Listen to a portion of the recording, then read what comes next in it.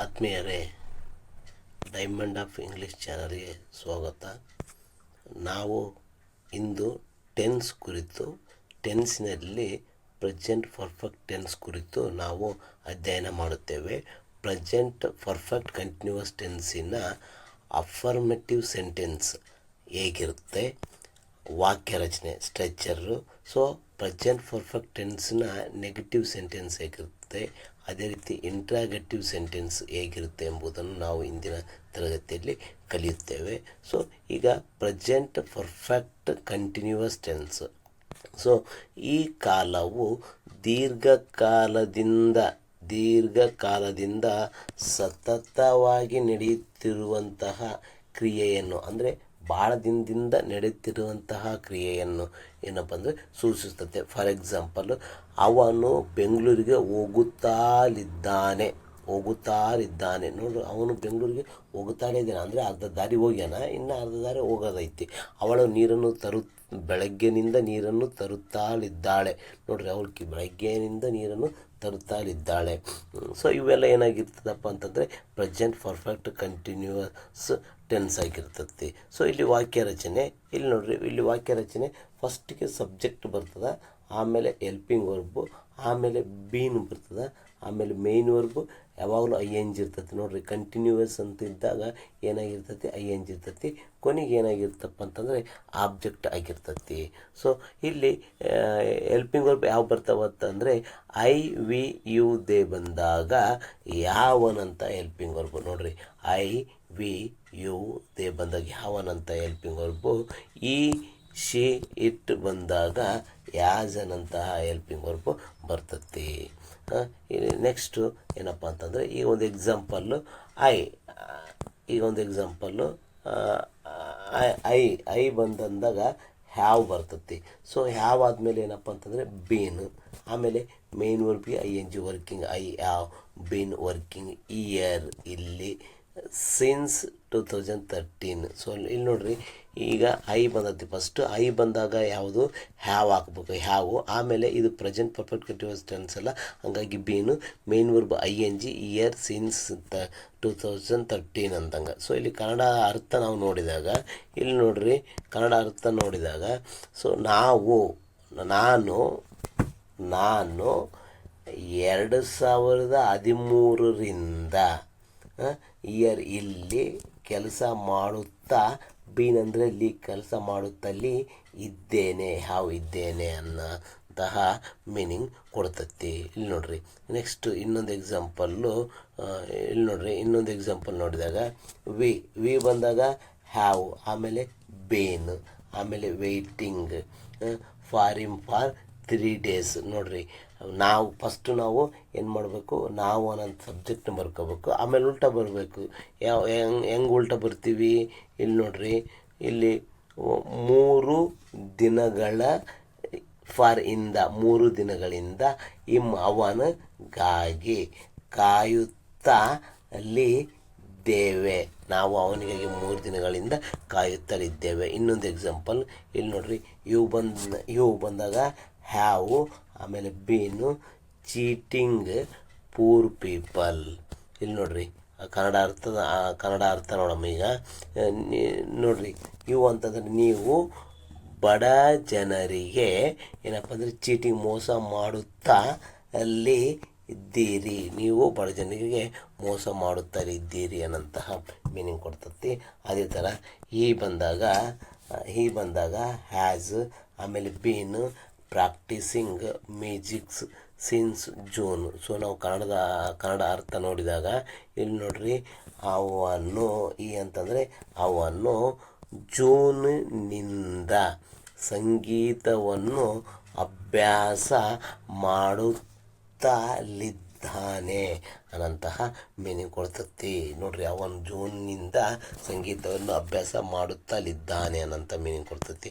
Next example she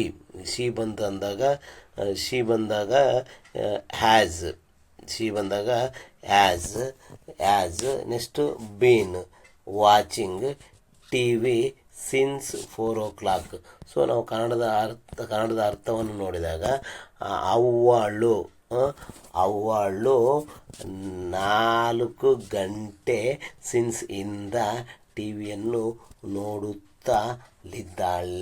ನೋಡುತ್ತಲಿದ್ದಾಳೆ ಅಥವಾ ವೀಕ್ಷಿಸುತ್ತಲಿದ್ದಾಳೆ ಅನ್ನಂತಹ meaning ಕೊಡ್ತತಿ.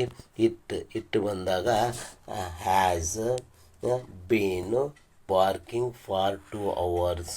ಇಲ್ಲಿ ನೋಡ್ರಿ, ಇದು ಕನ್ನಡ ಅರ್ಥ ನೋಡಿದಾಗ ಅದು 2 ಗಂಟೆಗಳಿಂದ ಪಾರ್ಕಿಂಗ್ ಬೊಗಳುತ್ತಲಿದೆ. ಅದು 2 ಗಂಟೆಗಳಿಂದ ಬೊಗಳುತ್ತಲಿದೆ. ಇನ್ನೊಂದು ಎಕ್ಸಾಂಪಲ್ ನೋಡಮ್ಮ. ದೇ ಬಂದಾಗ have been trying for good marks. ನೋಡ್ರಿ, ಕನ್ನಡದ ಅರ್ಥ ನಾವು ನೋಡಿದಾಗ ಅವರು ಉತ್ತಮ ಅಂಕಗಳಿಗಾಗಿ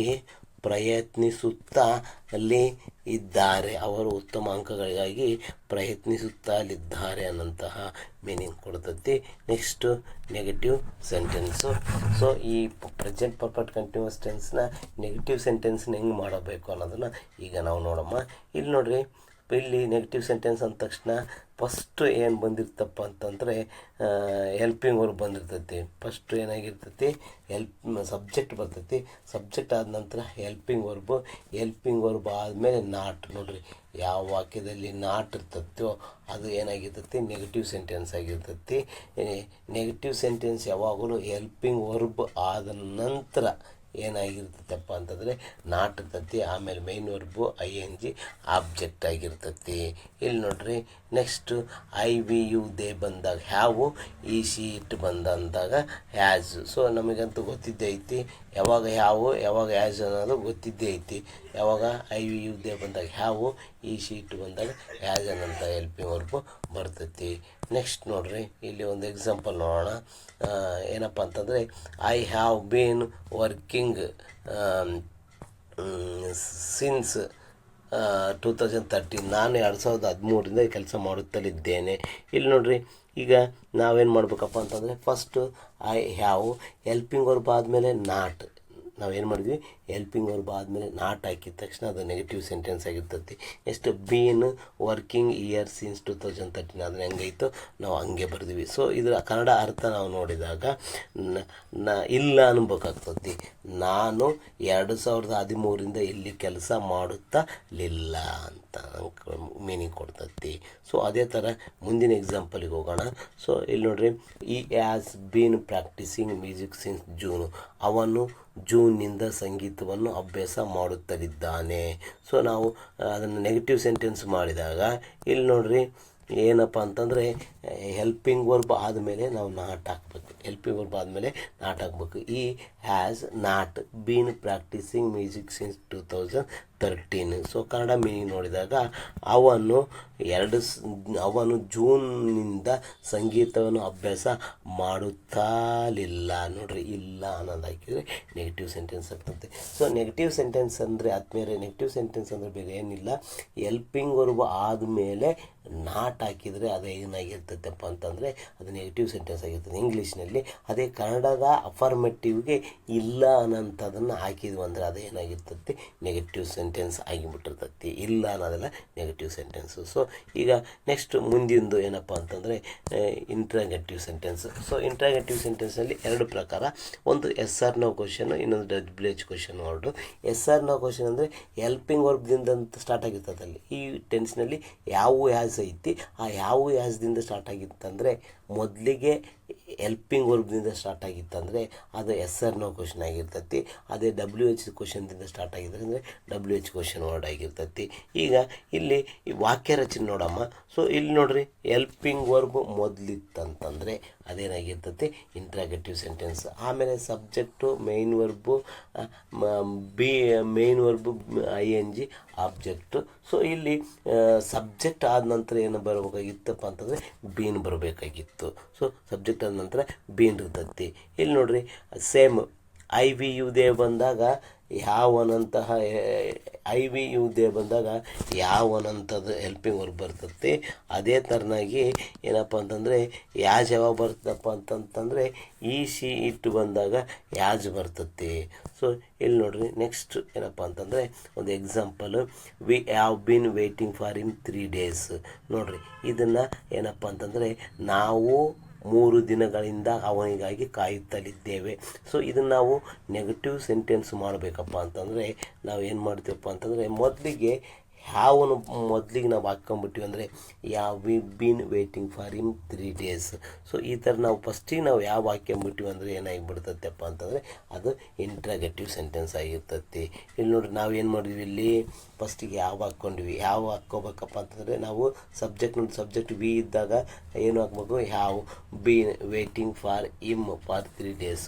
ಸೊ ಇದು ಇಂಟ್ರಾಗೇಟಿವ್ ಸೆಂಟೆನ್ಸ್ ಆಗಿರ್ತೈತಿ. ನೆಕ್ಸ್ಟ್ ನಾವು 3 ದಿನಗಳಿಂದ ಅವನಿಗಾಗಿ ಕಾಯುತ್ತಲಿದ್ದೇವೆಯೇ. ನೋಡು ಕಾಯುತ್ತಲಿದ್ದೇವೆ ಅಪರ್ಮೆಂಟ್ ಸೆಂಟೆನ್ಸು, ಕಾಯುತ್ತಲಿದ್ದೇವೆಯೇ ಏನಪ್ಪ ಅಂದರೆ ಇಂಟ್ರಾಗೇಟಿವ್ ಸೆಂಟೆನ್ಸ್ ಆಗಿರ್ತೈತಿ. ಸೊ ಇಲ್ಲಿ ನೋಡ್ರಿ ಕಾಯುತ್ತಲಿದ್ದೇವೆಯೇ, ನೋಡ್ರಿ ಇದು ಏನಾಗಿರ್ತದೆ, ಕಾಯುತ್ತಲಿದ್ದೇವೆ ಅನ್ನೋದು ಅಫರ್ಮೇಟಿವ್, ಕಾಯುತ್ತಲಿದ್ದೇವೆಯೇ ಅಂತಂದು ಇಂಟ್ರಾಗೇಟಿವ್. ಸೊ ಅಫರ್ಮೇಟಿವ್ನ ಪ್ರಶ್ನೆ ಕೇಳುವುದು ಏನಾಗಿರ್ತೈತಪ್ಪ ಅಂತಂದರೆ ಇಂಟ್ರಾಗೇಟಿವ್ ಸೆಂಟೆನ್ಸ್ ಆಗಿರ್ತೈತಿ.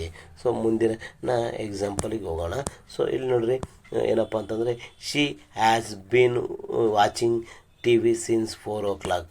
ಅವಳು 4 ಗಂಟೆಯಿಂದ ಟಿ ವಿಯನ್ನು ವೀಕ್ಷಿಸ್ತಲಿದ್ದಾಳೆ. ಸೊ ನಾವು ನಿಮಗೆ ಗೊತ್ತದ, ನಾವು ಇಂಟ್ರಾಗೇಟಿವ್ ಸೆಂಟೆನ್ಸ್ ಮಾಡಬೇಕಪ್ಪ ಅಂತಂದರೆ ಮೊದಲು ನಾವು ಏನು ಹಾಕ್ಕೋಬೇಕು, ಹ್ಯಾಸ್ ಹಾಕ್ಕೋಬೇಕು.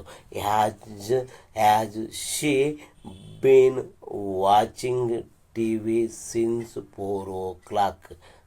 ಅದೇ ಕನ್ನಡದಾಗ ಅವಳು 4 ಗಂಟೆಯಿಂದ ಟಿ ವಿಯನ್ನು ವೀಕ್ಷಿಸುತ್ತಲಿದ್ದಾಳೆಯೇ ಅಂದರೆ ಅನ್ನೋದು ವೀಕ್ಷಿಸುತ್ತಿದ್ದಾಳೆಯೇ ಅಂದರೆ ಅಫರ್ಮೇಟಿವ್ನ ಪ್ರಶ್ನೆ ಕೇಳುವುದು ಏನಾಗಿರ್ತೈತಿ, ಇಂಟ್ರಾಗೇಟಿವ್ ಆಗಿರ್ತೈತಿ. ನೋಡ್ರಿ ಆ್ಯಸ್ ಶಿ ಬೀನ್ ವಾಚಿಂಗ್, ಇದು ಯಾಜ್ ಬರಲ್ಲ, been watching T V since 4 o'clock. So ಕನ್ನಡದ ಅರ್ಥ ನೋಡಿದಾಗ ಸೊ ಅವಳು 4 ಗಂಟೆಯಿಂದ ಟಿ ವಿಯನ್ನು ವೀಕ್ಷಿಸುತ್ತಿದ್ದಾಳೆ ಅನ್ನೋಂಥ ಮೀನಿಂಗ್ ಕೊಡ್ತೈತಿ. ಈಗ ಮುಂದಿನ ಎಕ್ಸಾಂಪಲ್ಗೆ ಹೋಗೋಣ. ಸೊ ಈಗ ನೆಕ್ಸ್ಟ್ ಏನಪ್ಪ ಅಂದರೆ ಫ್ರೇಮಿಂಗ್ ಕ್ವಶನ್ ಅಂದರೆ ಪ್ರಶ್ನೆ ಮಾಡುವುದು. ಈ ಪ್ರೆಸೆಂಟ್ ಪರ್ಫೆಕ್ಟ್ ಕಂಟಿನ್ಯೂಸ್ ಟೆನ್ಸ್ನ ಪ್ರಶ್ನೆ ಮಾಡುವುದು ಹೇಗೆ ಅನ್ನೋದನ್ನು ನೋಡೋಣ. ಇಲ್ಲಿ ನೋಡ್ರಿ ಪ್ರಶ್ನೆ ಮಾಡುವುದು ಅಂತಂದಾಗ ಮೊದಲು ಏನಾಗಿರ್ತೈತಪ್ಪ ಅಂತಂದರೆ WH ಕ್ವಶನ್ ವರ್ಡ್ ಬಂದಿರ್ತೈತಿ. ಮೊದಲಿಗೆ ಏನಾಗಿರ್ತೈತಿ, WH ಕ್ವಶನ್ ವರ್ಡ್ ಬರ್ತೈತಿ. ಸೊ ನೆಕ್ಸ್ಟ್ ಹೆಲ್ಪಿಂಗ್ ವರ್ಬ್ ಈ ಟೆನ್ಸ್ನಲ್ಲಿ ಪ್ರೆಸೆಂಟ್ ಪರ್ಫೆಕ್ಟ್ ಕಂಟಿನ್ಯೂಸ್ನಲ್ಲಿ ಹ್ಯಾವ್ ಆ್ಯಸ್ ಬರ್ತೈತಿ. ನೆಕ್ಸ್ಟ್ ಸಬ್ಜೆಕ್ಟು, ಆಮೇಲೆ ಮೇನ್ ವರ್ಬು, ಹಿಂಗೆ ಈ ಥರ ಏನಪ್ಪ ಅಂತಂದರೆ ಬಂದಿರ್ತೈತಿ. ಇಲ್ಲಿ ನೋಡ್ರಿ ಇಲ್ಲಿ ಕೂಡ same you have been cheating poor people. ಇಲ್ಲಿ ನೋಡ್ರಿ ಪೂರ್ ಪೀಪಲ್ ಅನ್ನೋಂಥದ್ದು ಏನಾಗಬೇಕಾಗಿತ್ತಪ್ಪ ಅಂತಂದರೆ ಪೂರ್ ಪೀಪಲ್ ಅನ್ನೋಂಥದ್ದು ನಾವು ಪ್ರಶ್ನೆ ಮಾಡಬೇಕಾಗಿರ್ತೈತಿ. ಪೂರ್ ಪೀಪಲ್ ಅಂದರೆ ಜನರು ಅಂತಂದಾಗ ಜನರಿಗೆ ಬಗ್ಗೆ ಪ್ರಶ್ನೆ ಮಾಡಿದಾಗ, ವ್ಯಕ್ತಿ ಬಗ್ಗೆ ಪ್ರಶ್ನೆ ಮಾಡಿದಾಗ ಅಥವಾ ಊಂ ಬರ್ತೈತಿ.